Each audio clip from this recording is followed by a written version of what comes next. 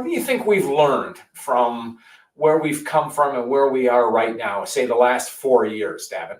So. Wow. Oh my God. Well, there's a lot that I feel like we've learned in the last 4 years. In fact, I would argue we've learned a lifetime of knowledge and insight about how we think, about how we ought to behave, about how we ought to treat each other, about how we ought to lead people, lead ourselves, lead organizations, more so in the last 4 years than in the last 4 decades.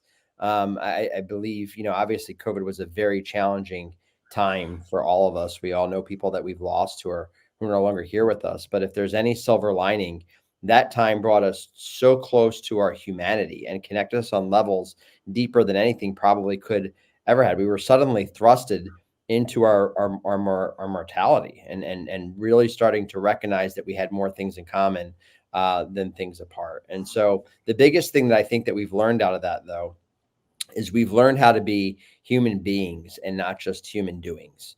For far, far too long, we've been human doings, running the rat race of life, working 40, 50, 60, 70 hours a week, trading time haphazardly for money.